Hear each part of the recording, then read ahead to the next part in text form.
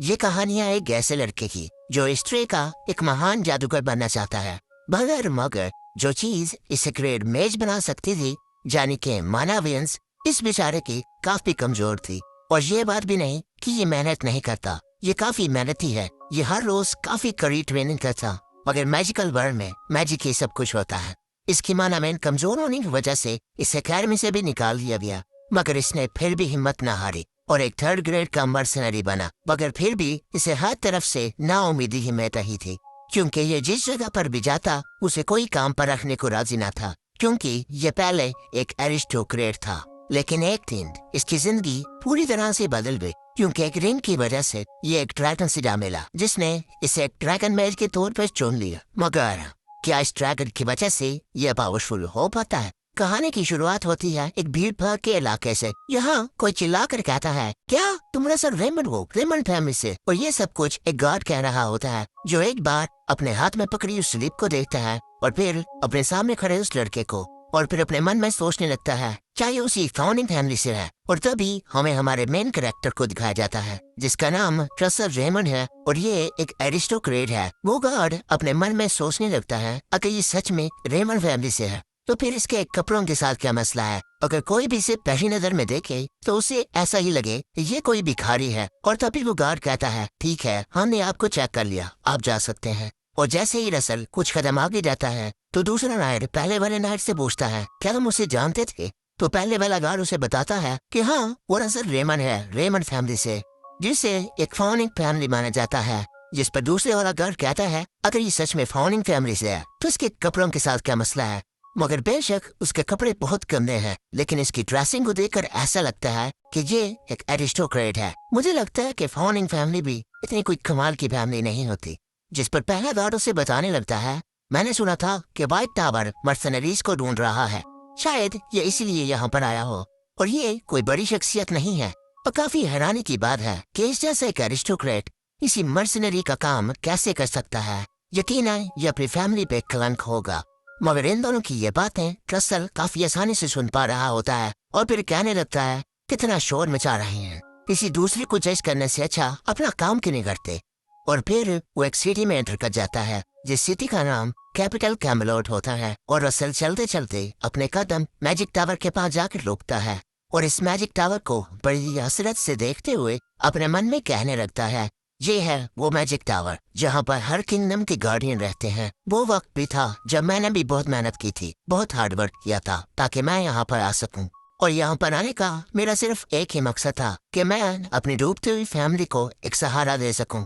Empire से जंग के दौरान जब मेरे फादर मारे गए तो ना चाहते हुए भी हमें अपने कैसल को छोड़ना पड़ा, और इसी वजह से मैं मैजिक टावर में एंटर करना चाहता था ताकि अपनी टेरिटरी को दोबारा से रीगेन कर सकूं। और फिर हमें छोटे रसल को दिखाया जाता है, जो अपनी माँ को काफी रोते हुए पुकार रहा था और रोते हुए कह रहा होता है, मेरी माँ अभी भी अंदर है, उन्हें भी बचा लो। और हमें बताने लगता है कि मैजिक टावर में एंटर करना मेरा एक इम्पॉसिबल ड्रीम था, क्योंकि मैजिक टावर में अप्लाई करने से पहले ही मुझे अकेडमी से निकाल दिया गया। और फिर हम देखते हैं उस वक्त का सीन जब रसल को अकेडमी से निकाला जा रहा था, और कोई तो रसल पर चिल्लाते हुए कहता है, रसल रेमंड, तुम एक साथ 3 ग्रेड्स में फेल हो चुके हो। हमारी इस अकेडमी की पूरी हिस्ट्री में ये पहली बार हुआ है कि कोई बंदा एक साथ ही अपने 3 ग्रेड्स में फेल हो चुका हो। भले से तुम थ्योरी में काफी अच्छे हो, मगर मैजिक में तुमने अभी तक सेकंड सर्कल भी अचीव नहीं किया। और एक और टीचर कहने लगा, मानवेन को नरिश करने के लिए तुम्हें आगे जाकर काफी प्रॉब्लम होने वाली है, इसीलिए मेरी सलाह है कि तुम क्विट कर दो और कोई और आसान और अच्छा काम ढूंढ लो। मगर इन टीचर्स की ये बातें रसल को काफी डिस्करेज कर रही थी, और अपने मन में सोचने लगता है, मानावेन नरोइंग, मैं एक काफी कमजोर मानावेन के साथ पैदा हुआ हूँ, जिसकी वजह से मैं एक सर्टेन अमाउंट में ही माना स्टोर कर सकता हूँ और एक सर्टेन अमाउंट में ही उसे रिलीज भी कर सकता हूँ। और मानावेन का कमजोर होना किसी जादूगर के लिए काफी बड़ी सजा है। सीन प्रेजेंट में आता है। ट्रसल अपने मन में सोचता है कि खैर, मेरे मर्सनरी के करियर में मेरे पास एक ऐसा मौका भी आया था जिसकी वजह से मैं ब्रेक थ्रू करके एक सेकंड सर्कल का मेज बन गया, लेकिन फिर भी मुझे थर्ड ग्रेड का मेज बनना चाहता है। ट्रसल अपने मन में ये सब कुछ सोच ही रहा था कि उसी वक्त एक डोर ओपन होता है, जिसमें से एक पर्सन बाहर आता है, और वो आदमी चिल्लाते हुए सबको कहने लगता है, आज की टेम्परेरी जॉब के लिए जितने लोगों की भी जरूरत थी उन्हें चुन लिया गया है, तो बाकी के जितने भी लोग हैं वो यहाँ से जा सकते हैं। और उस पर्सन की ये बात सुनकर रसल के साथ वाले जो मर्सनरी होते हैं उनमें से एक चिल्लाने लगता है, हम पूरे आधे दिन से यहाँ पर वेट कर रहे हैं कि हमें कोई काम दिया जाएगा, लेकिन हमें ये सिल दिया जा रहा है। जिस पर उसके साथ वाला बंदा कहता है, बेगर्स को कभी भी कोई काम चूज करने का मौका नहीं मिलता, उन्हें हर काम असाइन किए जाते हैं। तभी कुछ लोग रसल के पास खड़े होकर कुछ बातें करने लगते हैं कि म्यूजियम में एक टेम्पररी मेज की जरूरत है, क्या हम वहाँ जाकर कुछ ट्राई करें। जिस पर दूसरा आदमी कहने लगता है, तुम ये क्या कह रहे हो, वहाँ पर जाकर मुझे अपनी इज्जत का फलूदा नहीं बनवाना, क्योंकि वो वहाँ पर फर्स्ट सर्कल वाले बेच ढूंढ रहे हैं ताकि कुछ साफ सफाई करवा सके, इसीलिए मैं वहाँ पर जाने नहीं वाला। और रसल इन दोनों की बातें काफी शांति से सुन रहा होता है और एक लंबी सी सांस लेकर अपनी जेब से कुछ निकालने लगता है। और तभी हम देखते हैं वो एक पोटली को निकालता है जिसमें पूरा एक गोल्ड का सिक्का होता है, और उस एक गोल्ड कॉइन को देखकर अपने मन में कुछ सोचने लगता है और फिर अचानक से कहता है, मैं जाऊंगा वहाँ। सीन शिफ्ट होता है और हमें उसी म्यूजियम का सीन दिखाया जाता है और उस ग्रेट म्यूजियम का नाम होता है लुवेरियम। और फिर हमें उस म्यूजियम के हालवे का सीन दिखाया जाता है जहाँ पर म्यूजियम का मैनेजर सभी लोगों को कह रहा होता है कि हमारा म्यूजियम सभी के सभी किंगडम में सबसे बड़ा म्यूजियम है और इस हफ्ते हमारे म्यूजियम में काफी सारे एरिस्टोक्रेट आने वाले हैं, तो इस जगह की साफ सफाई बहुत अच्छे तरीके से होनी चाहिए। मुझे इस पूरे म्यूजियम में कहीं पर भी एक भी धब्बा न नजर आए। और रसल भी मैनेजर की ये बात सुनकर अपना मुंह बना लेता है, क्योंकि किसी जमाने में वो भी एक एरिस्टोक्रेट था। और फिर से वो मैनेजर कहने लगता है, प्लीज अपनी हवा की पावर को जरा ध्यान से इस्तेमाल करना, अगर तुम्हारी वजह से यहाँ पर कोई भी चीज डिस्ट्रॉय हुई या फिर इस म्यूजियम की कोई भी प्रॉपर्टी डैमेज हुई तो फिर अपनी हालत के जिम्मेदार तुम खुद होगे। और ये सब कुछ वो एक डरावनी सी शक्ल बनाकर कह रहा था, जिस पर असर अपने मन में सोचने लगता है, ये ऐसे में ही इतना ड्रामा कर रहा है, जितने भी आइटम यहाँ पर रखे हुए हैं वो सारे के सारे फेक है। और ये बातें करते हुए वो सभी लोग आगे बढ़ ही रहे होते हैं, मगर एक पॉइंट पर आकर रसल को कुछ फील होता है और एक डोर के सामने खड़ा हो जाता है, जिस डोर के ऊपर लिखा होता है फैंटास्टिकल स्पीशीज रू, जिसे पढ़कर रसल कहता है, क्या ये क्या चीज है। रसल ये सब कुछ सोच ही रहा होता है, मगर उसी वक्त उसकी जेब में कुछ हलचल होती है। रसल अपनी जेब में हाथ डालते हुए सोच रहा होता है, आखिर अचानक से ये वाइब्रेशन कहाँ से शुरू हो गई। और रसल ने अपनी जेब से एक अंगूठी निकाल ली होती है जो कि काफी मिस्टीरियस लग रही थी, क्योंकि उस अंगूठी में एक आग बनी हुई थी। रसल उस रिंग को देखकर सोच रहा होता है, ये तो मेरी मदर की रिंग है, ये इतनी वाइब्रेट क्यों हो रही है। और फिर से उसे कुछ महसूस होने लगता है जैसे कोई चीज उसे अपनी तरफ बुला रही हो, और फिर काफी देर तक उसी डोर को देखते रहता है और उसे देखकर अपने मन में कुछ सोचने लगता है। और फिर इस डोर को खोल के उसके अंदर जाने लगता है और फिर अपने मन में कह रहा होता है, उस वक्त मुझे साथ पता नहीं क्या हुआ, मेरे पैर खुद ब खुद ही अंदर जाने लगे। ऐसा लग रहा था जैसे कि मेरी बॉडी मेरे कंट्रोल में नहीं है, या फिर ये मेरी किस्मत थी जो मुझे अपनी तरफ बुला रही थी। और वो मैनेजर अपनी इर्द गिर्द रसल को ना देखकर जोर जोर से चिल्लाने लगता है, तुम्हारे साथ जो साथी था वो कहाँ पर गया। हाँ वही रसल रेमंड, वो कहाँ पर गया। और जोर जोर से रसल को पुकारने लगता है। और फिर से हमें रसल को दिखाया जाता है जो कि एक ड्रैगन के कंकाल के सामने खड़ा होता है और अभी भी उसके हाथ में वो रिंग होती है और अपने मन में सोच रहा होता है कि जैसे ही मैं इस कमरे में एंटर हुआ हूँ इसकी वाइब्रेशन और भी ज्यादा स्ट्रॉन्ग हो गई है। और उस रिंग को घूरते हुए अपने मन में सोच रहा होता है, क्या ये रिंग मुझे कुछ बताना चाहती है, क्या मेरी माँ मुझे कुछ कहना चाहती है, प्लीज मदर मुझे कुछ बताओ। और रसल ये सब कुछ सोचते हुए अपनी आंखें बंद कर लेता है और उस वक्त को याद करने लगता है जब वो पहली बार अपनी माँ के साथ इस जगह पर आया था। उस वक्त रसल काफी ज्यादा खुश था क्योंकि वो अपनी माँ के साथ इस जगह पर आया था, मगर अचानक कुछ देखकर काफी ज्यादा हैरान हो जाता है और उस तरफ इशारा करते हुए अपनी माँ को कुछ दिखाने लगता है।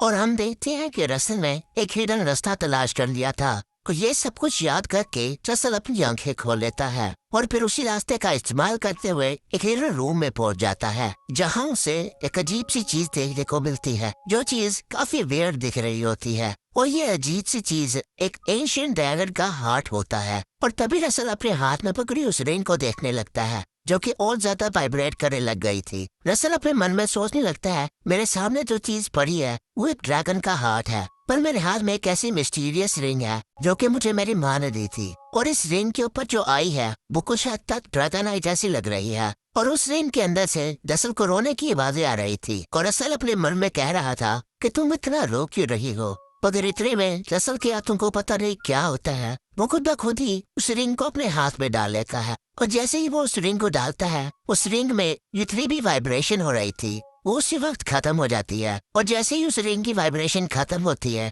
हर तरफ बहुत ज्यादा खामोशी फैल जाती है और ये गाना बजने लगता है। खामोशी, आवाज। कैसा लगा मेरा मजाक?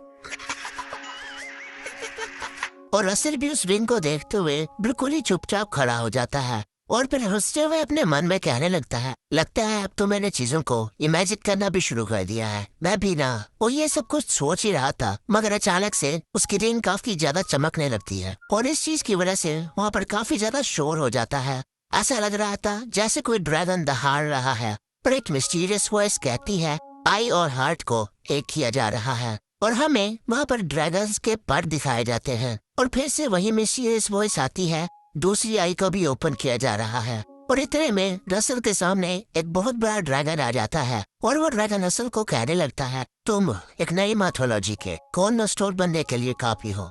मैं तुम्हें इस ग्रेट मैथोलॉजी के लिए एक और मौका देता हूँ। और रसल ये सब कुछ सुनकर काफी ज्यादा हैरान हुआ पड़ा होता है और उसे इस ड्रैगन की कुछ बात भी समझ नहीं आ रही होती और फिर नरेटर बताने लगता है और फिर मुझे रियलाइज हुआ इस दुनिया को घुमाने वाले पहिए में एक दरार आ चुकी है और लंबे समय से जिस किस्मत का इंतजार था उसे शुरू किया जा रहा है।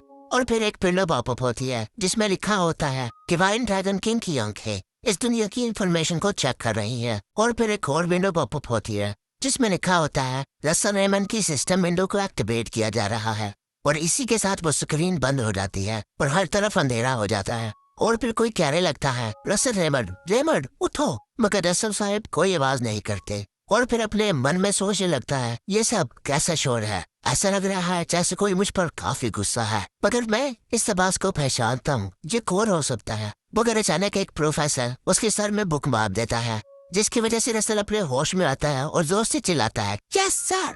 और रसल के सामने खड़ा प्रोफेसर कहने लगता है मुझे पता है तुम्हारे ग्रेड्स काफी अच्छे हैं मगर इस चीज का ये मतलब नहीं कि तुम क्लास में ही सो जाओ। रसल को उस प्रोफेसर की कोई बात भी समझ नहीं आ रही होती और वो लल्लू पल्लू बन के वहाँ पर खड़ा होता है और रसल अपने सामने खड़े आदमी को जब गौर से देखता है तो काफी हैरानी से कहने लगता है क्या प्रोफेसर ह्यूबर्ट? मगर ये तो मर गए थे। और जब हड़बड़ाहट में इधर उधर देखता है तो अपने आप को अपनी क्लास में पाता है जहाँ उसके बहुत सारे क्लासमेट्स भी थे और कुछ उस पर हंस रहे थे तो कुछ काफी हैरान थे कि अभी इसे क्या हुआ। थोड़ी देर पहले सो रहा था और अब इतनी अजीब सी हरकतें कर रहा है। और रसल जो कि काफी हैरान था अपने मन में कहने लगता है मेरे साथ क्या हो रहा है। और जब अपनी तरफ देखता है तो अपने स्कूल टाइम की यूनिफॉर्म में होता है और अपने हाथों से अपने मुंह को दबाने लगता है और अपने आप को चेक करने लगता है कि क्या ये मैं ही हूँ। अपने आप को अकेडमी में देखकर वो भी काफी छोटी उम्र में वो काफी हैरान हो जाता है और यहाँ तक कि उसकी बॉडी भी कांप रही होती है और उसके मुंह से एक लफ्ज भी नहीं निकल रहा होता है। और फिर थोड़ी देर बाद अपने मन में चिल्लाते हुए कहता है क्या मैं पास्ट में वापस आ गया। जिसके बाद रसल और प्रोफेसर एक दूसरे के सामने खड़े हैं और रसल भाई साहब अभी भी उसी सदमे में है कि वो पास्ट में वापस आ गया है और अपने मन में भी यही सोच रहा होता है कि क्या मैं सच में पास्ट में वापस आ गया हूँ मगर ऐसा कैसे हो सकता है। और फिर एक भौंद उसी शक्ल बनाकर अपने प्रोफेसर को देखते हैं और प्रोफेसर भी उसे ही देख रहे होते हैं और अपने मन में कुछ सोच रहे होते हैं। और फिर रसल को कहने लगते हैं मुझे पता है तुम ऐसे नहीं हो कि क्लास में ही सो जाओ लेकिन इस चीज की तुम्हें सजा तो देनी ही पड़ेगी। और उसे क्लास से बाहर निकाल देते हैं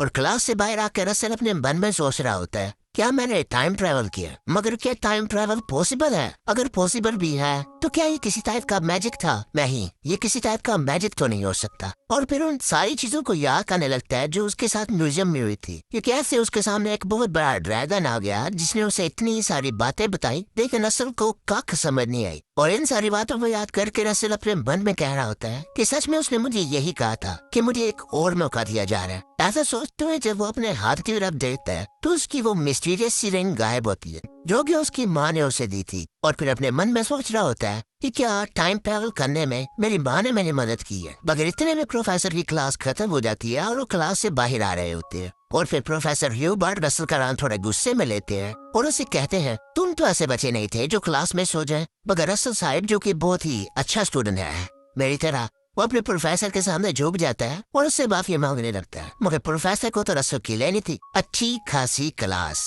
ये तुम सब और मैं सोच रहे हो वो नहीं। और थे प्रोफेसर ह्यूबर्ट कहने लगे, लगता है हमें बात करने की बहुत ही शदीद जरूरत है। लंच के टाइम में मेरे ऑफिस में आना और उसका प्रोफेसर ये कहकर चले जाते हैं, मगर हमारा रसल तो बहुत ही संस्कारी है। इसका प्रोफेसर वहाँ से चला भी गया है, मगर भाई साहब ने अपना सर फिर भी झुकाया हुआ है और प्रोफेसर जाते हुए कह रहे होते हैं, मैं तुम्हारा इंतजार करूंगा। और रसल भाई साहब डांट खा कर खुश हो रहा होता है और अपने मन में कह रहा होता है कि मैं इस जैसी खबर में बहुत देर बाद फंसा हूं। लेकिन मुझे प्रोफेसर ह्यूबर्ट की डांट सुनकर काफी अच्छा लग रहा है और प्रोफेसर को वहाँ से जाते हुए देख ही रहा होता है, लेकिन अचानक से उसके पीछे से आती है चांद, जो रखती है रसल के टकले पर। और रसल तो पुराना वाला रसल था नहीं और दे देता है उन बुलीज को एक गाली और कहता है कि ये किस तरह की हरकत थी। मगर जब रसल ने पीछे मुड़कर उन बुलीज को देखा तो ये वही पहन के भाई थे जो रसल को पिछले जिंदगी में भी बहुत तंग किया करते थे। और उन बुलीज का लीडर कहने लगा, क्या कहा तुमने?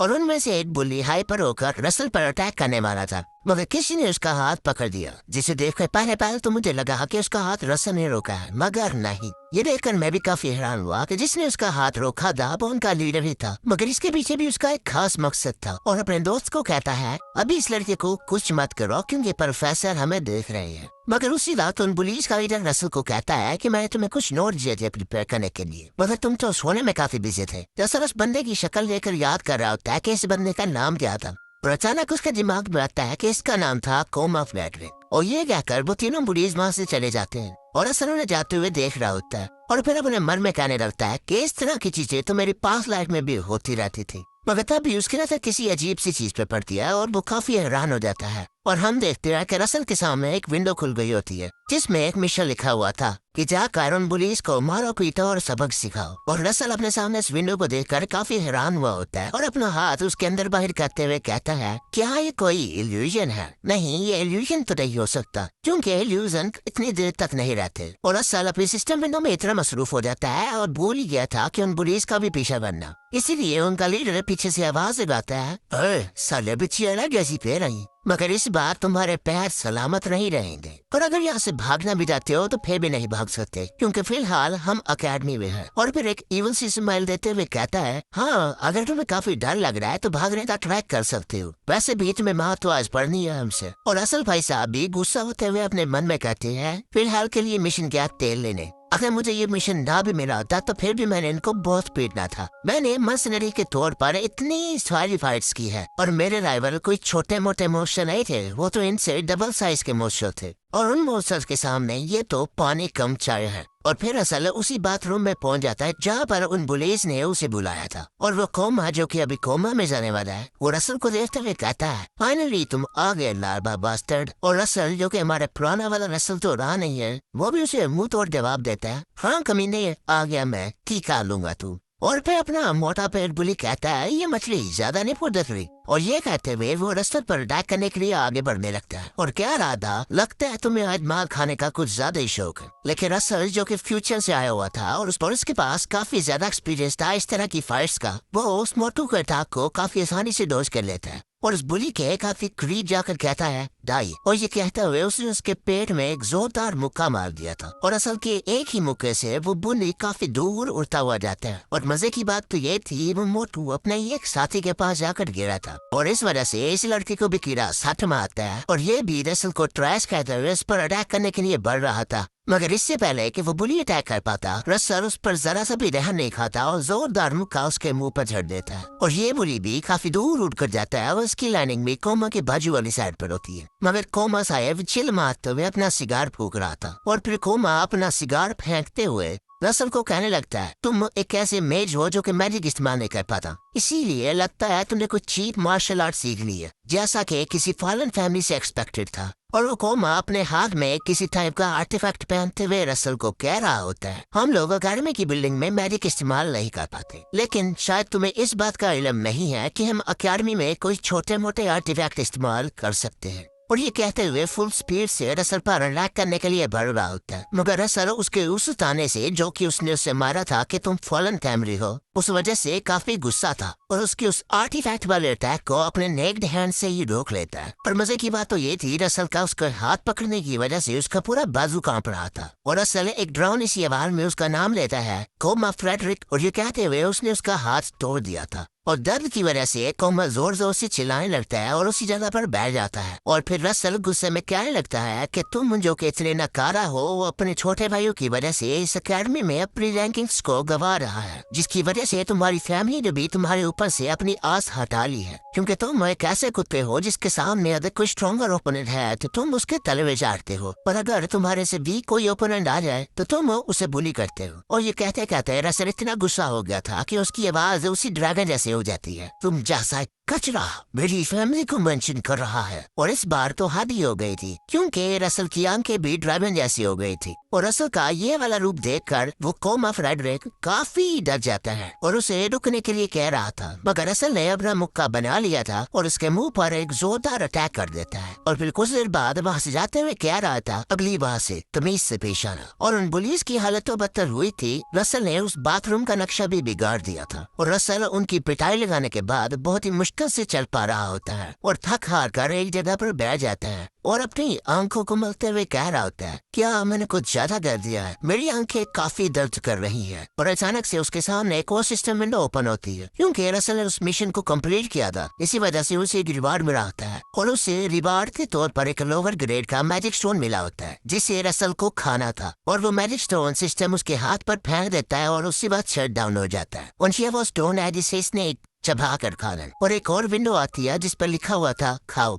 जिसे देख कर रसल सोच रहा होता है क्या मुझे से खाना होगा। जिसके बाद रसल उसी माना स्टोन को घूरी जा रहा था, पर अपने मन में सोच रहा होता है कि बारबेरियंस को भी इतनी अकल थी कि वो पत्थर नहीं खाते थे, और मैं कैसे इस माना स्टोन को खा सकता हूँ। मगर फिर से एक सिस्टम विंडो ओपन होती है कि इसे यूज करो, और कुछ सोचने के बाद उसे अपने मुंह में डाल लेता है। और रसल के उस माना स्टोन को खाती है एक और विंडो पॉपअप होती है, जिसमें लिखा हुआ था कि तुमने एक लोअर ग्रेड के माना स्टोन को कंज्यूम कर लिया। उस माना स्टोन को खाते हुए रसल अपने मन में सोच रहा था, जैसे कि मैं पास में आ गया हूँ, लगता है ये भी मेरे लिए एक अपॉर्चुनिटी ही है कि मुझे इस तरह के माना स्टोन्स मिल रहे हैं। वैसे इसका टेस्ट मुझे कुछ समझ नहीं आ रहा। रसल ये सब कुछ सोच ही रहा होता है, मगर अचानक से उसकी बॉडी से बहुत ज्यादा माना रिलीज होने लगता है, और देखते ही देखते वो जो थोड़ा सा माना होता है वो बहुत ज्यादा हो जाता है और उसकी बॉडी से ओवरफ्लो होने लगता है। रसल काफी हैरान हो गया होता है और अपने मन में कह रहा होता है, मेरे साथ ये क्या हो रहा है। और फिर से एक विंडो पॉपअप होती है जिसमें लिखा हुआ था कि माना स्टोन के अंदर जो माना था तुमने उसे ऑब्टेन कर लिया। और तभी अचानक वो जितना भी माना होता है वो उसके हार्ट के गिर्द इकट्ठा होने लगता है, जिसकी वजह से रसल को दर्द होना शुरू हो गया था और रसल अपने दिल को पकड़कर उतर ही बैठ जाता है। और इस सारे प्रोसेस के दौरान उसके काफी पसीने छूट रहे होते, और ये पहली बार था कि उसकी बॉडी में इतना ज्यादा माना फ्लो हुआ था,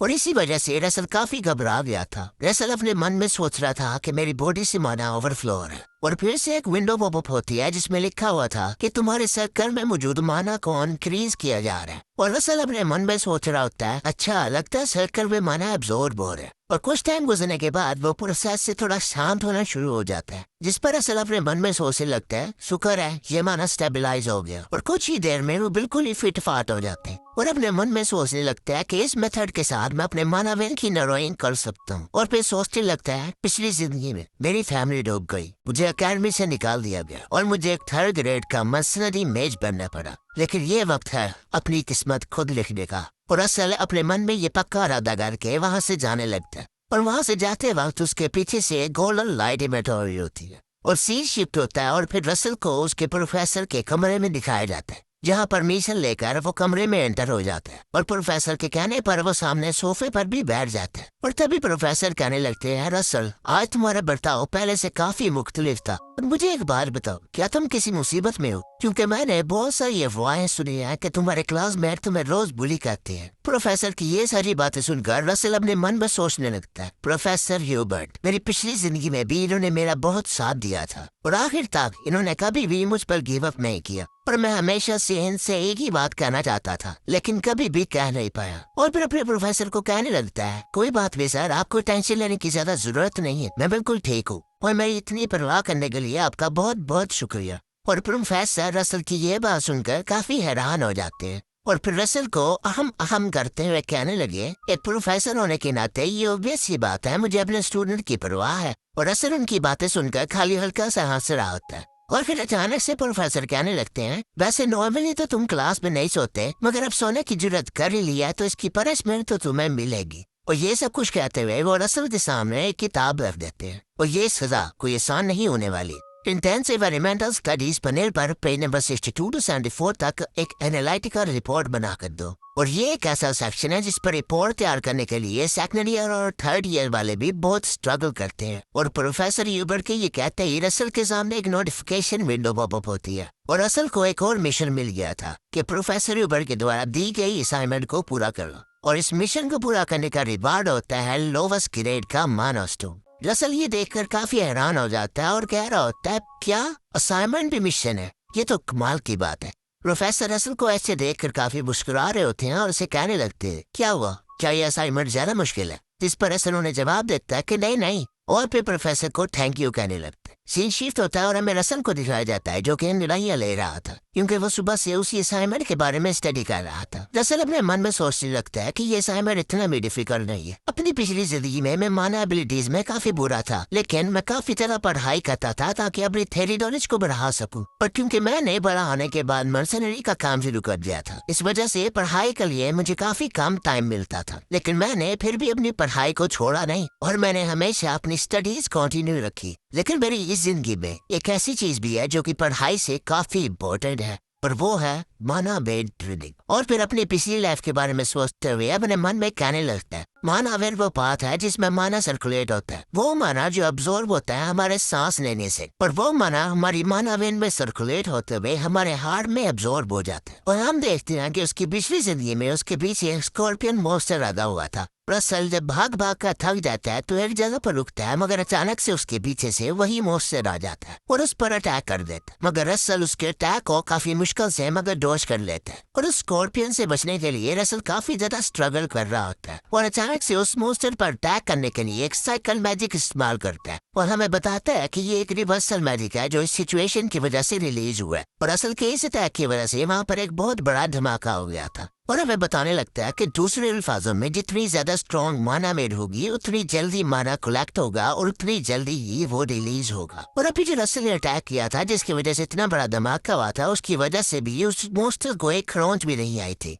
और वो स्कॉर्पियन रसल के काफी करीब आकर उसे घूर रहा होता है, जिसकी वजह से रसल काफी गंदे तरीके से डर गया होता है और अभी शील्ड को एक्टिवेट करने ही वाला होता है, मगर उसकी बुरी किस्मत की वजह से वो स्कॉर्पियन उस पर काफी घातक हमला कर देता है, जिसकी वजह से रसल काफी दूर जाकर फेंका गया था और एक पिलर के साथ टकराया होता है, जिसकी वजह से वो पिलर भी टूटने लग गया था। और रसल इस अधभरी हालत में भी अपने मन में सोच रहा होता है कि मेरी माना मेड काफी कमजोर है और रसल जिस पिलर से टकराया होता है उस पर क्रैक आने लगते हैं और वो टूट जाता है, जिसकी वजह से वो वहाँ से गिर जाता है और नीचे गिरने की वजह से वो एक केव में आ गया था और अपने मन में सोच रहा होता है कि मुझे नहीं पता कि ये मेरी बदकिस्मती है कि खुशकिस्मती। और इतनी ऊंचाई से गिरने की वजह से उसे काफी चोटें आई होती हैं, मगर फिर भी वो हिम्मत करके ऊपर उठ रहा होता है और उठते ही उसकी नजर किसी ऐसी चीज पर पड़ती है जो कि काफी ज्यादा चमक रही थी और हम देखते हैं कि उसके सामने 2 ब्लैक एंड व्हाइट किताबें होती है और जैसे ही रसल बुक्स को पकड़ने के लिए अपना हाथ बढ़ाता है तो वहाँ पर काफी ज्यादा रोशनी हो जाती है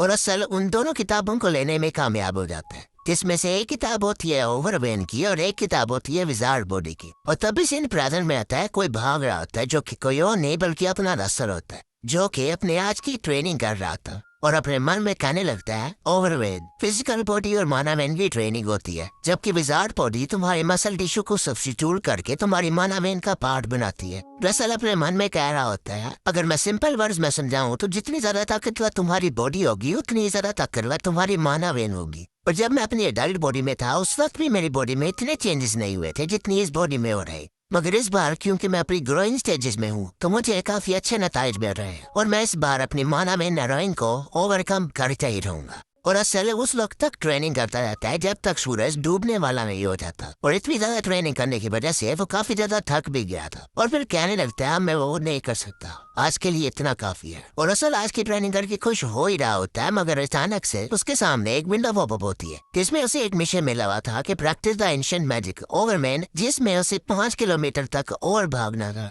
जिस पर रसल एक अजीब सी जगह बना देता है जैसा कि इसका बस नहीं चल रहा कि ये सिस्टम वो पकड़े और जोर जोर से मारे और कहने लगता है कि इतनी देर से मैं प्रैक्टिस कर रहा हूँ तब इसे पॉपअप नहीं होना था और जब एक्सरसाइज खत्म करके थक गया हूँ तो उस वक्त पॉपअप हो रहा है। और फिर से उसे एक और विंडो पॉपअप होती है जिसमें लिखा हुआ था स्पेशल नोटिफिकेशन कि जब तक तुम ओवरवन की प्रैक्टिस कर रहे हो तुम्हें हर दिन इस मिशन को कंप्लीट करना होगा और जैसे जैसे तुम्हारे ओवरवेन का लेवल बढ़ेगा तो वैसे वैसे ही तुम्हारा डिस्टेंस भी बढ़ता रहेगा और जब तुम ओवरवेन के एक सर्टेन लेवल को अचीव कर लोगे तो फिर ये मिशन आना बंद हो जाएंगे। पर इतनी सारी विंडोज को देखकर असल हैरान परेशान हो जाता है और फिर कहने लगता है बस करो भाई, मैं माफी मांगता तुमसे, मैंने गलती कर दी। रसल कहता है ठीक है मैं भागूंगा और फिर अपने मन में सोचने लगता है इस तरह की अपॉर्चुनिटी बहुत ही मुश्किल से मिलती है और मैं इन अपॉर्चुनिटीज को अपने हाथ से जाने नहीं दूंगा। और ये कहते हुए वो भागना शुरू कर देते और असल जितना ज्यादा भाग रहा होता है सिस्टम किलोमीटर के हिसाब से उसे रिकॉर्ड कर रहा होता है और भागते भागते एक ऐसा वक्त भी आता है जब उसके पैर बहुत ज्यादा कांपने लगते हैं और फिर किसी बुढ़ों की तरह भागना शुरू करते हैं और अपने सामने सिस्टम विंडो को देख कर कह रहा होता है बस होने वाला है, थोड़ा सा और भागना है बस। ये कहते हुए वो फिर से भागना शुरू कर देता है और भागते भागते रात हो जाती है। मगर इसने अपना मिशन कंप्लीट भी कर लिया था जिसकी वजह से उसके सामने एक नोटिफिकेशन पॉपअप होती है कि आपने मिशन कंप्लीट कर दिया और असल अपने सामने उस विंडो को देखकर काफी ज्यादा थका होता है और अपने मन में कह रहा होता है मैं तो इतना ज्यादा थक गया हूँ, अब मैं अपने रूम तक चलकर कैसे जाऊंगा। वो खुद ही से ये बातें कर ही रहा होता है मगर हमें पीछे से किसी की परछाई दिखाई जाती है जिसका चेहरा अभी से इतना तो नहीं दिखाया गया मगर मुझे लगता है कि यूसी कोमा फ्रेडरिक का कोई बड़ा या छोटा भाई है और वो कह रहा होता है कितनी मेहनत कर रहे हो रसर रेमंड मगर तुम्हें इस चीज का कुछ फायदा नहीं होगा। जिसके बाद हम देखते हैं कि रस्टर ने अपनी रिपोर्ट तैयार करके प्रोफेसर को सबमिट कर दी होती है जिसे देखकर प्रोफेसर अपने मन में सोचने लगते हैं कि एक बच्चा सिर्फ अकादमी लेवल की स्टडीज के साथ इस तरह के कंक्लूजन पर कैसे आ सकता है। प्रोफेसर को रसल पर यकीन नहीं आ रहा होता कि इस बच्चे ने इस रिपोर्ट को तैयार किया और रसल से पूछने लगते हैं कि क्या तुम श्योर हो कि तुमने अकेले ही इस रिपोर्ट को तैयार किया। प्रोफेसर की आवाज सुनकर असल पूरा कॉन्फिडेंस से जवाब देता है जी हाँ, मैं गारंटी के साथ कहता हूँ कि इस रिपोर्ट को मैंने ही तैयार किया और अगर आपको फिर भी यकीन नहीं होता तो मैं माना ऊँट खाने को भी तैयार हूँ। जिसे सुनकर प्रोफेसर भी शौक हो जाते हैं और अपने मन में सोचने लगते हैं माना ऊँट खाने को तैयार हो। वैसे इसके कॉन्फिडेंस को देखकर लग भी रहा है कि इसी ने इस रिपोर्ट को तैयार किया और फिर रसल को देखते हुए सोचने लगते हैं कि ये इतना फ्रैंकली कह रहा है तो शायद इसी ने वो तैयार की और फिर रसल को कहने लगते हैं एनीवेज मैं तुम्हारी रिपोर्ट से काफी सेटिस्फाई हूँ, तुमने सच में काफी अच्छा काम किया। प्रोफेसर के ये कहते ही रसल के सामने एक सिस्टम विंडो ओपन हो जाती है जिसमें लिखा हुआ था कि तुमने अपने मिशन को कंप्लीट कर लिया जिसके इनाम के तौर पर तुम्हें एक लोवेस्ट ग्रेड का माना शो मिलने वाला है और इसमें और भी काफी कुछ लिखा होता है जिसे आप वीडियो पास करके पढ़ सकते हो। उस सिस्टम विंडो को देखकर रसल अपने मन में सोच रहा था इसका मतलब है कि मेरी अंडरस्टैंडिंग का लेवल जितना ज्यादा होगा मैं उतना ही ज्यादा पावरफुल होऊंगा और इस केस में मुझे लगता है और प्रोफेसर उसे वहाँ से जाने का कह देते हैं मगर रसल वहाँ से नहीं जाता और प्रोफेसर को कहने लगता है प्रोफेसर मुझे आपसे एक फेवर चाहिए जिस पर प्रोफेसर काफी हैरान हो जाते। सीन कट होता है और हमें थोड़ी देर बाद का सीन दिखाया जाता है जहाँ प्रोफेसर काफी हैरानी से कह रहे थे क्या तुम फैकल्टी लाइब्रेरी को इस्तेमाल करना चाहती मगर मैं पूछ सकता हूँ कि क्यों। प्रोफेसर रसल को कहने लगते हैं कि मुझे लगता है स्टूडेंट लाइब्रेरी तुम्हारे लिए बहुत है क्योंकि वहाँ पर तुम्हारे लायक की बहुत सारी किताबें हैं तो वहाँ से क्यों नहीं पढ़ते। जिस पर रसल उन्हें जवाब दे रहा है क्योंकि वहाँ पर मौजूद जितनी भी किताबें हैं मैंने ऑलरेडी पढ़ ली हैं। रसल की ये बात सुनकर प्रोफेसर के भी हाथ कपकपाने लगते हैं और उसे कहने लगते हैं कि तुम्हें यकीन है कि तुमने वहाँ की सारी किताबें पढ़ ली हैं। रसल कहता है कि हाँ सारी की सारी पढ़ ली। जिसे सुनकर प्रोफेसर भी उसके सामने हार मान लेते हैं और उसे कहने लगते हैं अगर तुम सच भी बोल रहे हो कि तुमने वहाँ की सारी किताबें पढ़ ली हैं मगर फैकल्टी लाइब्रेरी एक डिफरेंट इशू है। अगर तुम वहाँ पर जाना चाहते हो तो मुझे पहले तुम्हारा एक टेस्ट लेना होगा कि तुम वहाँ पर जाने के लिए क्वालिफाइड हो भी या नहीं। जिस पर असल जवाब देता है कि हाँ आप जितने टेस्ट लेना चाहते हो आप ले सकते हो और फिर बहुत सारे सिस्टम विंडो पॉपअप होने लगते हैं जिसमें सिर्फ एक ही बात लिखी हुई थी प्रोफेसर ह्यूबर्ट के असाइनमेंट को पूरा करो। सीन शिफ्ट होता है और हमें रसल को दिखाया जाता है जो कि गार्डन में अपनी एक्सरसाइज खत्म करके खड़ा था और अपने मन में सोच रहा होता है कि किसे पता था कि प्रोफेसर ह्यूबर्ट मुझे इतनी सारी असाइनमेंट दे देंगे लेकिन इस चीज की वजह से मेरा ही पैदा हुआ है क्योंकि जितनी ज्यादा मेरी थ्योरी नॉलेज बढ़ेगी मेरी मैजिक पावर भी उतनी ज्यादा स्ट्रॉन्गर होगी। मुझे हर कीमत पर फैकल्टी लाइब्रेरी से एडवांस लेवल की नॉलेज को हासिल करना ही होगा और ये सारा काम आसान तो नहीं होने वाला। और मिशन कंप्लीट करने के बाद जैसा कि मुझे माना शो मिलते हैं ये तो ऐसा हो जाएगा जैसे एक तीर से दो शिकार। रसल अपने मन में यह सब कुछ सोचते हुए पानी पी ही रहा होता है मगर उसी वक्त वहाँ पर किसी की एंट्री होती है और वो रसल को कहने लगता है कि रसल रेमंड सभी लोग कह रहे हैं कि ये तुम्हारे माना लॉर्ड पेनल्टी की वजह से है मगर क्या सच में तुम फिटनेस फ्रीक हो। तुम्हारी वजह से मेरा फ्रेंड काफी सफर कर रहा है और इस बंदे का नाम होता है एंटोन फ्रेडरिक। इन सभी लोगों की ये बात सुनकर रसल उनसे कहता है कि क्या तुम बदला लेने के लिए आए? रसल की ये बात सुनकर वो सारे लोग हंसने लग जाते हैं और एंटोन रसल को कहने लगता है, मैं और बदला कैसे मजाक कर रहे हो यार? तुम्हें क्या लगता है मैं तुम जैसे कचरे से कुछ बदला लूंगा? तुम अपनी एक्सरसाइज कंप्लीट करो, तुमसे क्लास में मुलाकात होगी। ये कहते हुए और रसल को टक्कर मार देता है और आगे से हंस रहा होता है। वहाँ से जाते हुए उसका साथ वाला बुली कह रहा होता है, तुम तो इसे सबक सिखाने नहीं आए थे। जिस पर एंटोन उसे कहता है कि तुम पागल तो नहीं हो गए, यहाँ पर इसे मारने का मजा नहीं आएगा, यहाँ पर ऑडियंस नहीं है, क्लास में से सबक सिखाऊंगा। और उनके जाने के बाद रसल अपने मन में सोच रहा होता है, क्लास शायद ये प्रैक्टिकल मैजिक कॉम्बैट स्टडीज के बारे में बातें कर रहा था। ये एक ऐसी क्लास है जहाँ पर बहुत सारे स्टूडेंट्स एक दूसरे के साथ मैजिक कॉम्बैट करते हैं और इन मैच के रिजल्ट पर ही इन्हें ग्रेड दिए जाते हैं। ये एक ऐसी क्लास थी जहाँ पर हर वक्त मैं ह्यूमिलेट होता था। रसल अपने मन में सोच रहा होता है, मैं इतनी आसानी से इन सब के बारे में कैसे भूल सकता हूँ? और पिछली लाइफ में भी यही बंदा होता था जो कि बार बार रसल को ह्यूमिलेट करता था। और ये सब बातें याद करके रसल अपने मन में कहने लगता है, इस बार मैं पूरी तरह प्रिपेयर होकर जाऊंगा और उन सब लोगों को सबक सिखाऊंगा जो पिछली लाइफ में मुझे तंग किया करते थे। और रसल जैसे ये सब कुछ सोचता है उसके सामने एक और विंडो पॉपअप होती है जिसमें उसे एक मिशन मिला था कि उसे सेकंड सर्कल अचीव करना था। और फिर रसल अपने सारे असाइनमेंट्स को करने लगता है। इसी के साथ साथ वो अपनी मानामेंट ट्रेनिंग भी कर रहा होता है और जैसे ही उसके असाइनमेंट पूरे हो रहे होते हैं वो अपने प्रोफेसर को उन्हें जमा भी करा रहा होता है और एक एक करके वो अपने सारे के सारे मिशंस को कंप्लीट कर लेता है जिनके उसे रिवार्ड भी मिल रहे थे। और एक दिन जब उसके सारे मिशन कंप्लीट हो जाते हैं और उसके पास कोई काम करने को नहीं होता और वो सोच रहा होता है कि अपने सर्कल को अपग्रेड किया जाए और हम देखते हैं कि उसके सामने बहुत सारे माना स्टोन्स होते हैं जो कि रसल को उसके मिशन कंप्लीट करने की वजह से मिले होते हैं।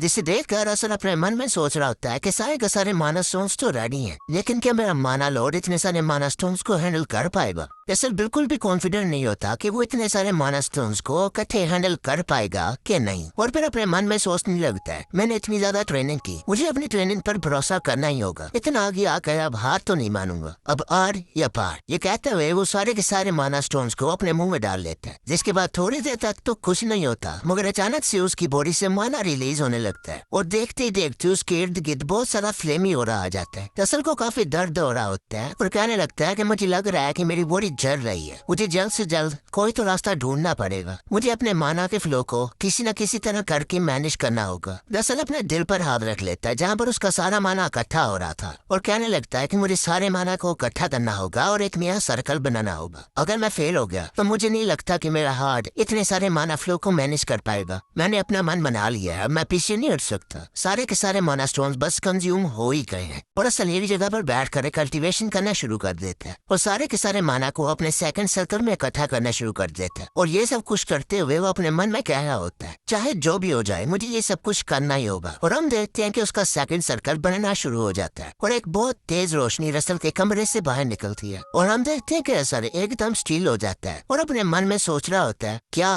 मैंने कद दिखाया? क्या सच में मैंने एक सेकंड सर्कल बना लिया? और हम देखते हैं कि उसके हार्ट के ऊपर एक सेकंड सर्कल बना होता है और अपने मन में ये कहते हुए सेकंड सर्कल वो बेहोश हो जाता है और हम देखते हैं कि अभी भी उसकी छाती पर वो सर्कल बना होता है और उसके इर्द गिर्द के माना को एब्जॉर्ब कर रहा होता है। जिसके बाद बहुत सारी सिस्टम विंडो पॉपअप होने लगती है कि आपने मिशन को कंप्लीट कर लिया और आपको रिवार्ड दिया जा रहा है। और सेकंड सर्कल अचीव करने की वजह से उसके बहुत सारे एट्रीब्यूट्स अनलॉक हो जाते हैं और उनकी एफिशिएंसी भी काफी ज्यादा बढ़ जाती है। सीन शिफ्ट होता है और हमें दिखाया जाता है कोई कह रहा होता है, अमेजिंग, तुमने सारे के सारे टास्क को पूरा कर लिया। और ये सब कुछ कहने वाले कोई और नहीं बल्कि प्रोफेसर ह्यूबर्ट होते हैं और असल को कहने लगते हैं, चलो ठीक है, तुमने सारे के सारे टास्क तो पूरे कर ही लिए हैं, अब तुमसे मेरा सिर्फ आखिरी सवाल है। प्रोफेसर अपने मन में सोच रहे होते हैं, ये पिछले सवाल से बहुत ज्यादा मुश्किल सवाल है और ये सवाल सच्चाई के काफी ज्यादा करीब है। चलो देख लेते हैं रसल तुम इसका जवाब दे पाते हो कि नहीं। और प्रोफेसर रसल से सवाल करते हैं, मैजिक के 4 स्ट्रक्चर हैं जो कि सारे मैजिक से कंप्रेस हैं, पर मेरा सवाल ये है कि उन चारों में से सबसे ज्यादा इम्पोर्टेंट कौन से वाला है? प्रोफेसर का ये सवाल सुनकर रसल एकदम साइलेंट खड़ा हो जाता है और कुछ नहीं कह रहा होता।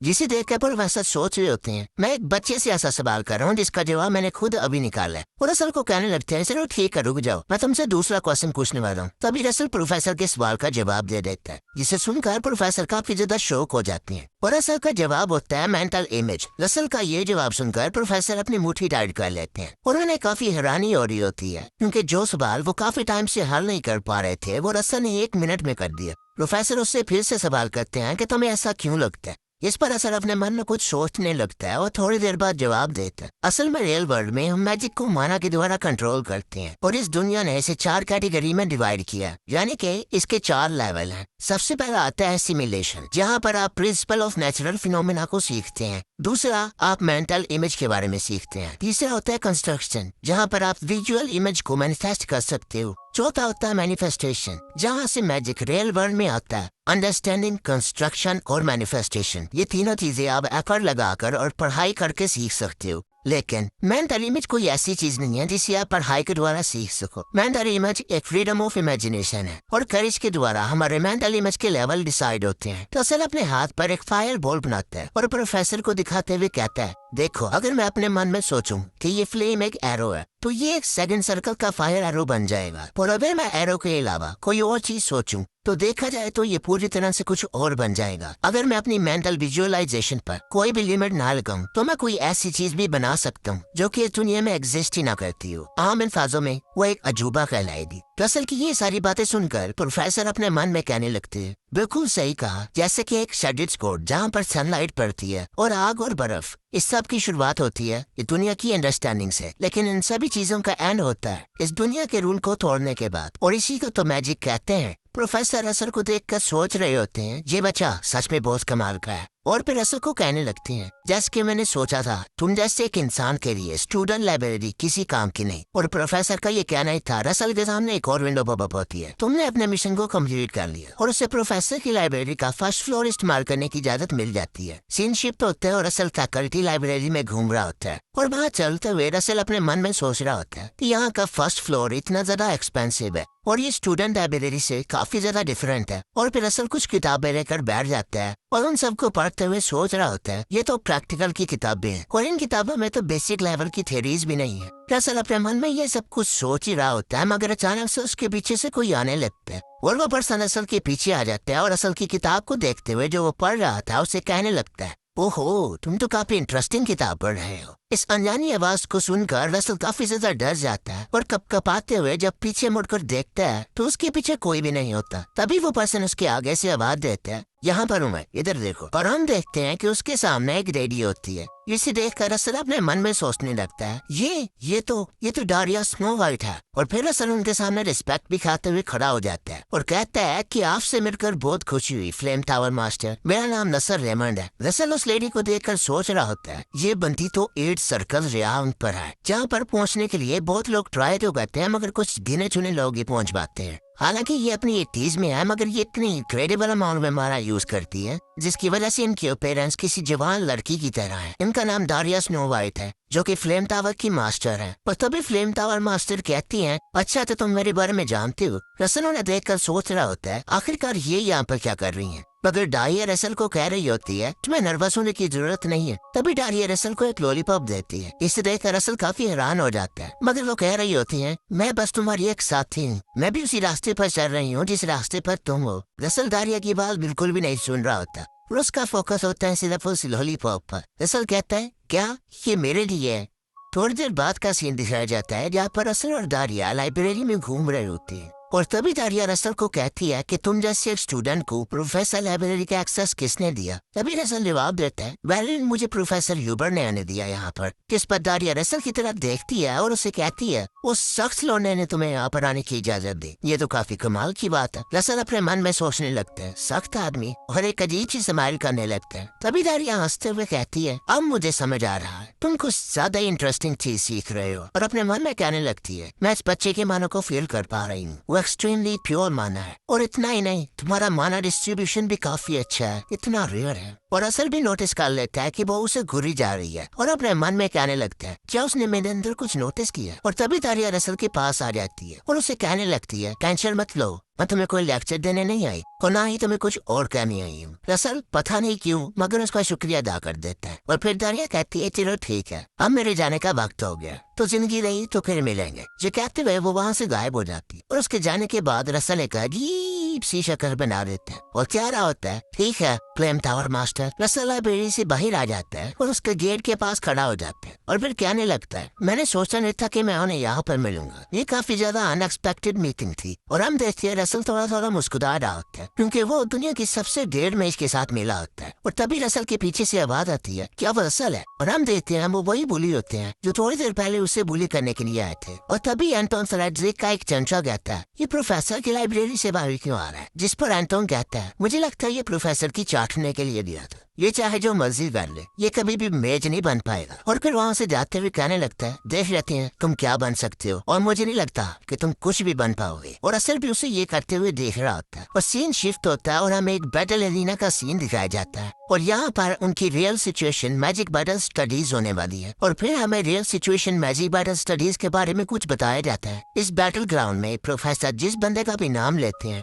वो नीचे आता है और अपने लेवल के किसी ओपोनेंट को चुनता है। ज्यादातर प्रोफेसर सबसे ज्यादा वीकलिंग को चुनते हैं ताकि वो नीचे आकर अपने किसी ओपोनेंट को चुन सके। जहाँ पर असल सोच रहा होता है, मेरी पिछली जिंदगी में मुझे ही सबसे पहले चुना जाता था। पर असल के आगे बैठे हुए स्टूडेंट भी कह रहे होते हैं, देख लेना मैं बैटल लाता हूँ, सबसे पहले रसल को बुलाया जाएगा। रसल के आसपास के स्टूडेंट भी कह रहे होते हैं, रसल प्लीज मुझे चुनना, मैं तुम्हें ज्यादा हर्ट नहीं करूंगा। और तभी उनके प्रोफेसर जोर से कहते हैं, सब चुप हो जाओ। और प्रोफेसर आगे कहने लगते हैं, भी मैं एक स्टूडेंट को चुनने वाला हूँ, तो वो स्टूडेंट जिसे मैं सबसे पहले चुनूंगा वो बैटल ग्राउंड में आ जाए और उसका नाम है। और अभी प्रोफेसर ने उस स्टूडेंट का नाम भी नहीं लिया होता कि दूसरे स्टूडेंट्स कहने लगते हैं, देख लेना सबसे पहले रसल आएगा। लेकिन प्रोफेसर जिस स्टूडेंट का नाम लेते हैं उसे सुनकर सारे के सारे स्टूडेंट काफी ज्यादा हैरान हो जाते हैं और उन सभी के मुंह से सिर्फ एक ही लफ्ज निकलता है?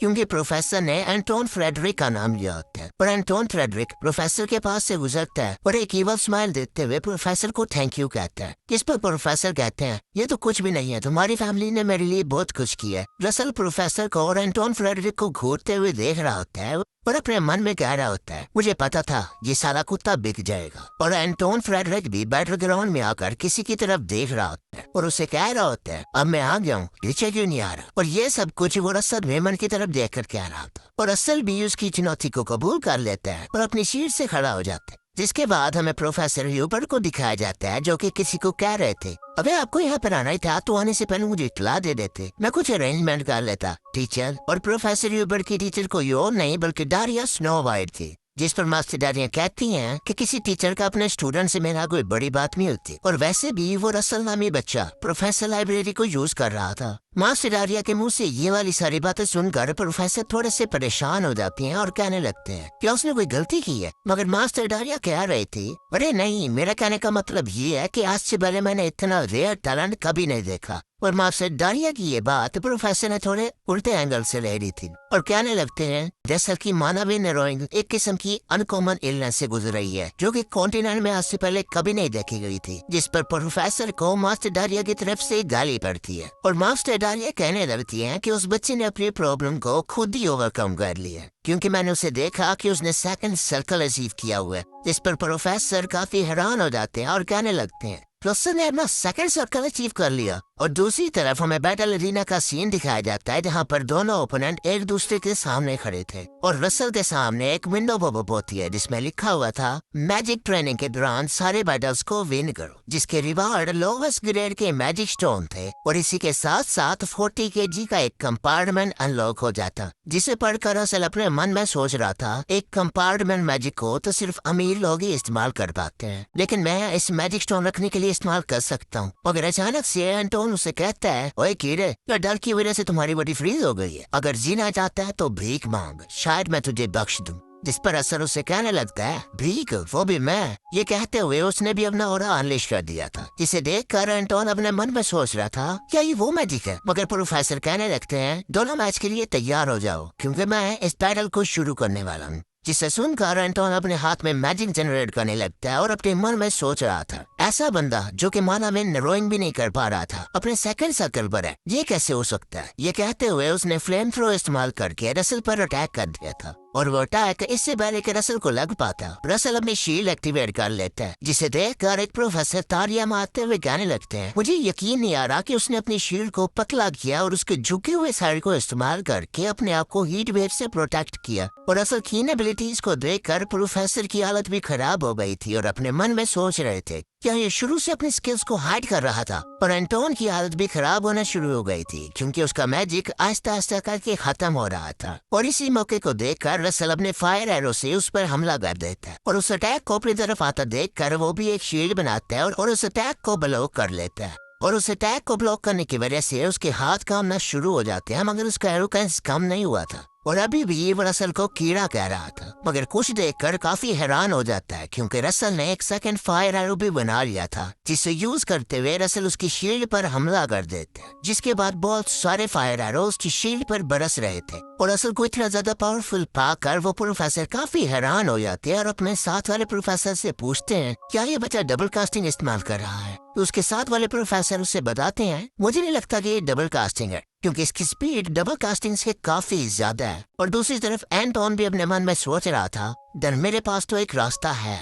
ये कहते हुए उसने एक सेकंड सर्कल का मैजिक इस्तेमाल करते हुए एक फायर प्रोटेक्शन शील्ड बना ली थी, जिसे देखकर रसल अपने मन में कहने लगता है इसी चीज का तो इंतजार था। और दूसरी तरफ एंटोन सोच रहा था अगर मैं उसकी माना खत्म होने के बाद फायर बैक करूं तो फिर तो मेरी विक्ट्री पक्की। वो ये सब कुछ सोचकर खुश हो ही रहा था मगर अचानक से रसल अपनी मैजिक एट्रीब्यूट बदल लेता है और विंड एट्रीब्यूट को इस्तेमाल करने लगता है, जिसकी वजह से इर्द गिर्द बहुत तेज आवाज आने लगती है, जिसे देखकर एंटोन काफी डर जाता है क्योंकि उसे पता चल गया था कि उसकी शामत आने वाली है। और रसल भी उस पर कोई रहम नहीं करता और विंड एरो का इस्तेमाल करते हुए उस पर हमला कर देते हैं। इसकी वजह से एंटोन की आदत काफी खराब हो गई थी और एक प्रोफेसर सोचने लगते हैं उसने आइडेंटिफाई किया कि वो किस टाइप की शील्ड है और अपनी कास्टिंग को मॉडिफाई करके उस पर हमला कर दिया। ये काफी अच्छी चाल थी। और जो प्रोफेसर बिका हुआ था वो अपने मन में सोच रहा था क्या ये वही सेम रसल है। और फिर उसके पीछे से कोई आने लगता है और फिर से बैटलग्राउंड का सीन दिखाया जाता है जहाँ पर एंटोन पिछली इंजरी से उभर ही रहा था, मगर अचानक से वहाँ पर बहुत ही तेजी से रसल आ जाता है और एंटोन पर हमला कर देता है, जिसकी वजह से एंटोन और भी बुरी तरह से इंजर्ड हो गया था। और फिर से रसल उस पर बहुत सारे हमले करने लगता है, जिसे देखकर वो बिकाऊ प्रोफेसर कुछ भी बड़बड़ाने लग गया था कि ये किस टाइप का मैजिक है, इस मैच को जल्दी जल्दी से रोको।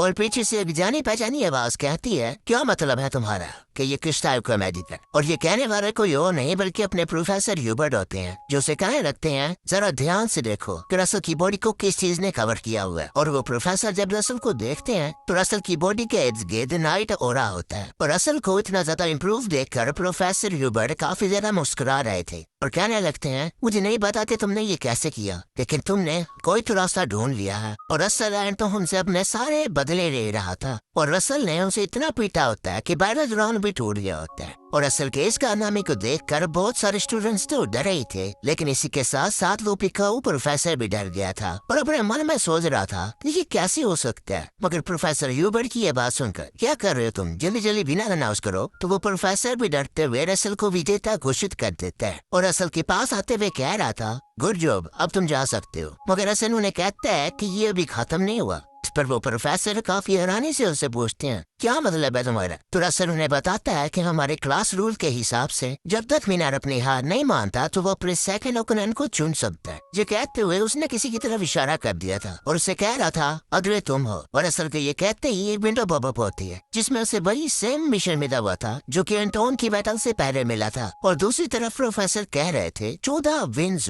वो भी एक ही बार में। रसल काफी बदल गया। प्रोफेसर अपने मन में सोच रहे होते हैं कि उन्होंने सिर्फ उसे एक बार देखा और रसल के मानव पोटेंशियल को नोटिस कर लिया। एनीवे, वो इतना फास्ट कैसे ग्रो कर पा रहा है। और दूसरी तरफ रसल के पास बहुत सारी सिस्टम विंडो ओपन हो रही थी और एक सिस्टम विंडो को देखकर रसल अपने मन में कहने लगता है रिवार्ड कंपार्टमेंट के अंदर है और ये कंपार्टमेंट किसी तरह की सब स्पेस पॉकेट है या फिर सब स्पेस एरिया। उस कंपार्टमेंट में हाथ डालकर रसल ने एक मैप निकाल लिया होता है और उस मैप के निकलते ही एक और सिस्टम विंडो पॉपअप होती है जिसमें उसे मिशन मिला था कि मैप में मौजूद उस जगह पर जाओ और असाइन मिशन को कंप्लीट करो, जिसके रिवार्ड के तौर पर उसे इंटरमीडिएट लेवल के 5 माना स्टोन मिलने वाले थे। और उससे एक वार्निंग में मिले थे कि थर्ड सर्कल को अचीव करने के बाद इस जगह पर आए। इस वार्निंग को सुनकर रसल अपने मन में सोचने लगता है डिग्रेशन से बाद मैंने अपनी पिछली जिंदगी में काउंटलेस बार ट्राई किया था कि मैं जल्दी जल्दी थर्ड सर्कल को अचीव कर लूं, मगर हर बार मेरा सामना हार से होता था। क्या इस बार मैं थर्ड सर्कल को अचीव कर पाऊंगा? और वैसे ये जगह है कहाँ पर? और अगला सीन प्रोफेसर की लाइब्रेरी का होता है जहाँ पर रसल बहुत सारी किताबें इकट्ठी करके उन्हें पढ़ने बैठ जाता है, जहाँ पर वो बहुत सारे किंगडम्स में देखता है, बहुत सारे एम्पायर्स में देखता है, मगर उसे ये वाली जगह कहीं पर भी नहीं दिखती। और इसी तरह करते हुए वो बहुत सारी किताबें पढ़ देता है मगर आखिर में उसे निराशा ही मिलती है, क्योंकि उसने जितनी भी किताबें पढ़ी थी वो उस मैप वाली जगह से बिल्कुल भी मैच नहीं कर रही थी, और थक हार के वहाँ से बाहर आ जाता है और अपने मन में सोच रहा था मैंने बहुत ज्यादा टाइम ज़ाया कर लिया और मुझे अपना सारा ध्यान थर्ड सर्कल पर देना होगा। और रसल को देखकर सारे स्टूडेंट्स साइड पर हो जाते हैं, जिसे देखकर रसल अपने मन में सोच रहा था मैंने बुरी नस से तो छुटकारा पा लिया, मगर अभी भी मैं अकेला हूँ। मगर अचानक से उसे पीछे से जानी पहचानी आवाज आती है, जिसे सुनकर जब उसने पीछे मुड़कर देखा तो प्रोफेसर ह्यूबर खड़े थे, जो उसे अपने साथ आने का कह रहे थे। जिस पर रसल मुस्कुराते हुए मान जाता है क्या देख रहे हो, टीचर का अपने स्टूडेंट के साथ। पर अगला सीन प्रोफेसर के रूम का होता है, जहाँ प्रोफेसर कह रहे थे गर्मियों की छुट्टियां होने वाली हैं, क्या तुम्हारा कोई प्लान है। प्रोफेसर की यह बात सुनकर रसल ने बताता है कि नहीं, फिलहाल तो नहीं है। तो फिर एक रिसर्च प्रोजेक्ट पर मेरी मदद करोगे। तुम्हारे काम को देखते हुए तो उस रिसर्च बुक में मेरे नाम के साथ साथ तुम्हारा नाम भी दिया जाएगा, तो तुम क्या सोचते हो इसके बारे में। अगर रसल एक किताब को उठाकर उसे घूरी जा रहा था और प्रोफेसर की बातों को एकदम इग्नोर मार देता है, मगर वो उस बुक की जगह को देखकर काफी हैरान हो जाता है। और अचानक से प्रोफेसर ह्यूबर्ट के कहने पर कि कौन सी सोचों में गुम हो गए, तो रसल कहता है मुझे माफ कर देना प्रोफेसर, क्योंकि एक्चुअली समर के लिए मेरा एक प्लान है। रसल की ये बात सुनकर प्रोफेसर सोचने लगते हैं अभी इसने ये नहीं कहा था कि इसका कोई प्लान नहीं है। और प्रोफेसर को उस बुक में बनी हुई जगह को दिखाते हुए कहने लगता है मैं इस जगह में जाना चाहता हूँ, जिस जगह को देखकर प्रोफेसर उसे बताते हैं कि ये है मालदीवा। और फिर सीन कट होता है और एक कैरिज का सीन दिखाया जाता है, जिसमें बैठकर रसल मालदीवा जा रहा था। और फिर अपने सबसे बेस एरिया को खोलते हुए कहने लगता है ये एक लंबा डिस्टेंस होने वाला है, क्यों ना मैं कुछ खा लूं। और खाने के नाम पर वो मैजिक स्टोन खा रहा था। और कैरिज चलाने वाले को बहुत ज्यादा गर्मी महसूस हो रही थी और क्या रहा था मुझे पता है गर्मियाँ शुरू हो गई है, मगर इतनी गर्मी तो नहीं होती। और उस गर्मी की वजह ये थी कि अंदर बैठा रसल कल्टीवेशन कर रहा था और उसकी बॉडी से फ्लेमी ऑरा निकल रहा था। पर कल्टीवेशन करते हुए रसल सोच रहा था मालदीवा पहुंचने से पहले मुझे थर्ड सर्कल अचीव करना होगा। पर फिर से प्रोफेसर ह्यूबर्ट को दिखाया जाता है, जो कि अपने मन में सोच रहे थे कितना स्ट्रेंज है कि वो भी मालदीवा जा रहा है। और फिर से सीन शिफ्ट होता है और हमें एक बीच का सीन दिखाया जाता है, जहाँ पर अपनी डारिया स्नो वाइट मजे से चिल मार रही थी। जिसके बाद हमें मालदीवा सी एंड डिमोन का सीन दिखाया जाता है, जहाँ पर मास्टर डारिया स्नो वाइट लेटी चिल मार रही थी और अपने मन में सोच रही होती हैं कितनी देर बाद इस तरह की छुट्टी मिली है। एम्पायर को प्रोटेक्ट करो, मैजिक रिसर्चेस पर काम करो और यहाँ तक के स्टूडेंट्स भी डेवलप करो। और फिर हमें कुछ फ्लैशबैक को दिखाया जाता है, जहाँ पर मास्टर डारिया स्नो वाइट अपने स्टूडेंट्स को कुछ सिखा रही होती हैं और अपने हाथ में एक फायर सर्कल बनाते हुए उन्हें कह रही होती हैं 9, 6 और 3। ये 3 ऐसे नंबर हैं जो कि मेजिस के लिए स्पेशल मीनिंग रखते हैं। मगर मास्टर डारिया की ये बात उन स्टूडेंट्स को बिल्कुल भी समझ नहीं आई थी, तो मास्टर डारिया उन्हें समझाने लगती हैं ये दिखाती है एक पर्सन का एंड जो कि 9th सर्कल मैजिक के पाथ पर चला। ये उस 6th सर्कल मेज की सफरिंग को दिखाती है, जो कि कभी ग्रैंड मेज नहीं बन पाता। और थर्ड सर्कल एक पर्सन की जर्नी की शुरुआत को दिखाता है, जब वो एक मैच के तौर पर बिल्कुल अकेला था और प्रेजेंट टाइम में अपने मन में सोच रही होती हैं कि मैं एक्साइटेड हूँ कि वो बच्चा क्या कर रहा होगा। और उनका उस बच्चे से मुराद अपना रसल रेमंड था। और फिर से उसी कैरिज का सीन दिखाया जाता है, जिसमें बैठकर रसल मालदीवा आया था, जहां वो कैरिज ड्राइवर कह रहा था सर बाहर आ जाएं, हम पहुंच गए हैं। और अपने मन में सोच रहा था वो बाहर क्यों नहीं आ रहा, लेकिन कुछ देखकर काफी डर जाता है। और फिर हमारा सीन शिफ्ट होता है, जहाँ कोई बड़ी तेजी से खाना ठूस रहा था, जो कि कोई और नहीं अपना रसल रेमंड ही था। और खाना खाते हुए अपने मन में सोच रहा होता है मैंने उस क्रेज्ड माना को शांत करने के लिए कुछ ज्यादा स्ट्रेंथ यूज कर ली। और उस वक्त को याद करने लगता है जब उस कैरिज ड्राइवर ने उसे बड़ी ही बुरी हालत में पकड़ा था। और फाइनली मैंने उस चीज को अचीव कर लिया। मुझे यकीन नहीं आ रहा कि मैं थर्ड सर्कल बनाने में कामयाब हो गया। और अपनी माना रिलीज करते हुए सोच रहा होता है इस बारे में सोचना कि मेरे पास्ट में आए हुए कुछ ही महीने गुजरे हैं, मैंने अपनी पिछली लाइफ की लिमिट्स को ओवरकम कर दिया। और खाने के पैसे देते हुए सोच रहा था, लेकिन इस चीज से भी मैं ज्यादा सेटिस्फाइड नहीं हूँ, क्योंकि मुझे एक ग्रेट मेज बनना है। और फिर से कुछ विंडोज पॉप होती हैं, जिनमें वही पुराना वाला मिशन मिला था। नक्शे पर मौजूद लोकेशन को ढूंढो और अपना मिशन कंप्लीट करो।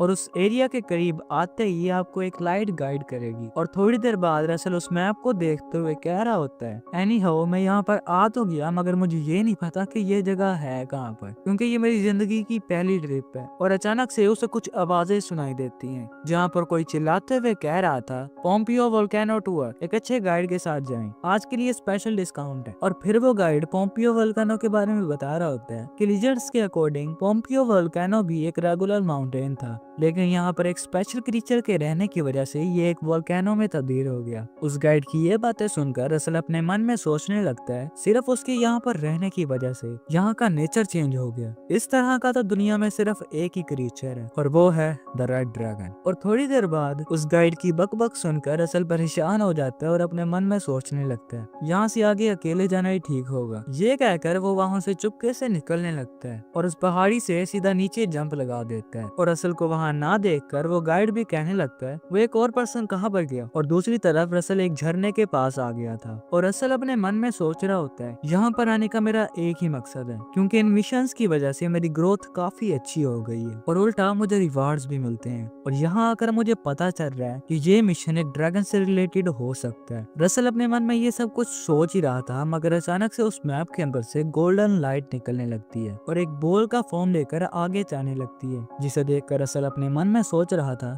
सिस्टम का उस लाइट से मुराद ये था। और वो लाइट उस झरने को पार करके अंदर चली जाती है, जिसे देख रसल भी एक विंड एरो बनाता है और जंप करते हुए उस वाटरफॉल के अंदर चला जाता है। और उस वाटरफॉल के अंदर आकर रसल कह रहा था इस बारे में सोचना कि उस वाटरफॉल के पीछे एक लावा केव हो सकती है। यह सब कुछ मुझे काफी अमेज कर रहा है। और रसल अपने मन में सोच रहा होता है सिस्टम ने मुझे कहा था कि थर्ड सर्कल को अचीव करने के बाद ही इस मिशन को ट्राई करूं, मगर यहाँ पर तो कोई भी मॉन्स्टर या बेस्ट नजर नहीं आ रहा। रसल ये सब कुछ सोचकर आगे बढ़ ही रहा होता है, मगर अचानक से उसे कुछ पिलर्स दिखाई देते हैं जिन्हें हाथ लगाकर वो सोच ही रहा था कि ये कितने पुराने हो सकते हैं। मगर अचानक से उसकी नजर किसी चीज पर पड़ती है जो कि कुछ और नहीं वही लाइट थी जो कि एक दरवाजे के बाहर खड़ी हुई थी, जिसे देखकर रसल सोच रहा था मैं हैरान था कि वो अचानक से कहाँ चली गई। अब तुम तो इस दरवाजे के पास आ गई हो। रसल उस लाइट को देखकर उसकी तरफ बढ़ ही रहा था, मगर अचानक से उसे अपने पीछे से किसी की प्रेजेंस महसूस होती है। और इस प्रेजेंस को फील करने के बाद अपने मन में सोच रहा होता है मैं इतनी जल्दी इस चीज के बारे में भूल भी गया और अपना गार्ड डाउन कर दिया। एक ऐसी सिचुएशन जहाँ पर कोई मॉन्स्टर बीच या कोई साउंड ना हो, इसका मतलब है कि आप किसी स्ट्रॉन्ग शिकारी की टेरिटरी में एंटर कर गए हो। और वो मॉन्स्टर रसल को घूर रहा होता है, जिसकी रब देख कर रसल अपने मन में कहता है एक किमोरा लिजर्ड। और वो लिजर्ड जोर से दहाड़ता है और रसल पर अटैक कर देता है। और उस लिजर्ड के एक अटैक की वजह से ही वहाँ पर बहुत ज्यादा तोड़फोड़ हो जाती है।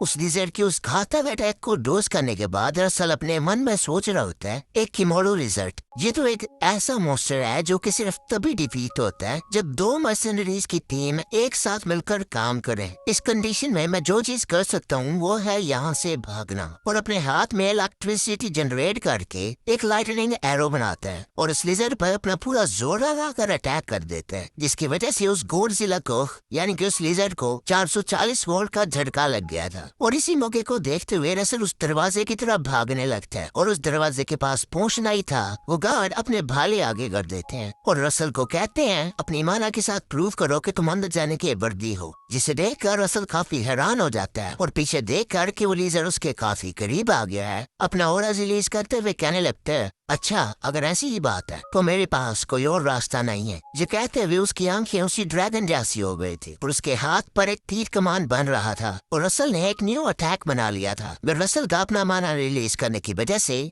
थोड़ा सा माना उस स्टोन में भी चला गया था जो कि उस दरवाजे में बना हुआ था, जिसे देखकर वो लीजर ब्रेक मार लेता है और रसल के पास आकर खड़ा हो गया था और रसल को घूर रहा था, जिसे देखकर मुझे तो लगा कि आज तो रसल का खेल खत्म, लेकिन नहीं। और रसल के सामने झुक जाता है, जिसे देखकर रसल की काफी हैरान हो गया था। मगर उसे एक आवाज आती है तुमने खुद को प्रूव कर दिया। और उस मैजिक स्टोन से बहुत ज्यादा लाइट इमिट होना शुरू हो गई थी, जिस लाइट ने रसल को अपने अंदर समेट लिया था। और उस मैजिक स्पेल को यूज करने की वजह से रसल का सर दुख रहा था, मगर अचानक से कुछ देखकर काफी हैरान हो जाता है क्योंकि इर्द गिर्द हर जगह बर्फ ही बर्फ थी और इर्द गिर्द बहुत सारे गोलम जैसे दिखने वाले स्टैचू थे। और उस जगह को देखकर रसल कहने लगता है ये मैं कहाँ पर आ गया, और अपने मन में सोचने लगता है क्या ये कोई टेलीपोर्टेशन मैजिक था, क्योंकि अभी तो मैं उस गेम में था और अचानक से इस जगह पर आ गया। और अचानक से उसे अपने पीछे से कुछ एनर्जी सेंस होती है, जिसकी तरफ देखने पर वो एक पूंछ लग रही थी जिसे बहुत सारी चेन्स ने पकड़ा हुआ था। जिसे देखते ही रसल के सामने एक विंडो पॉपअप होती है जो कि रेड कलर की थी, जिसमें उसे मिशन मिला था यहाँ पर मौजूद सारे आइस कॉलम्स को हराओ और ट्रायल ऑफ फायर को क्लियर करो, जिसका रिवार्ड 5 इंटरमीडिएट लेवल के माना स्टोन्स थे। और उस सिस्टम विंडो के एक्टिवेट होने की वजह से वहाँ पर मौजूद जितने भी गोलम्स थे सारे के सारे मूव करना शुरू कर देते हैं। और उन सारे गोलम्स के दरमियान में रसल किसी चींटी के समान लग रहा था। और उन्हें देखते हुए रसल अपने मन में सोचने लगता है मुझे इन सभी को हराना है। ये कहते हुए वो अपने हाथ में फायर एनर्जी इकट्ठी कर रहा था और एक गोलम पर हमला करते हुए कहने लगता है डैम इट, ये काफी मुश्किल होने वाला है। और रसल की उस अटैक की वजह से वो गोलम थोड़ी देर के लिए रुक जाता है। इसे देखकर रसल अपने मन में सोच रहा था किसी गोलम को मारने के लिए आपको उसके कोर को खत्म करना होता है, मगर मेरे अटैक्स की वजह से उनकी बॉडी पर सिर्फ एक क्रैक आ रहा है। और फिर गुस्सा होते हुए कहने लगता है ये बर्फ कितनी ठंडी हो सकती है, अगर इस पर आग काम नहीं कर रही तो मैं हवा का इस्तेमाल करूंगा। ये कहते हुए वो विंड आयो बनाने लगता है मगर बना नहीं पाता और काफी हैरान हो जाता है। मगर एक गोलम उस पर अटैक कर चुका था। वो जब लाइटनिंग इस्तेमाल करने लगता है तो वो अटैक भी नहीं बन पाता और उस गोलम का वो हमला रसल को डायरेक्टली हिट हो जाता है, जिसकी वजह से रसल के सर से खून निकलना शुरू हो गया था। और फिर अपने मन में सोचने लगता है उस नोटिफिकेशन में लिखा हुआ था clear the trial of fire, और उसे समझ आ जाता है कि वो यहाँ पर फायर के अलावा किसी भी और टाइप के एट्रीब्यूट को इस्तेमाल नहीं कर सकता। और उन सभी गोलम्स के हमलों को डॉज करते हुए अपने मन में सोच रहा था लगता है मैं फायर के अलावा किसी भी टाइप के मैजिक को इस्तेमाल नहीं कर पाऊंगा। और उन अटैक्स को डॉज करते बढ़ते एक डेथ एंड आ गया था और असल के सामने बहुत सारे गोलम्स थे।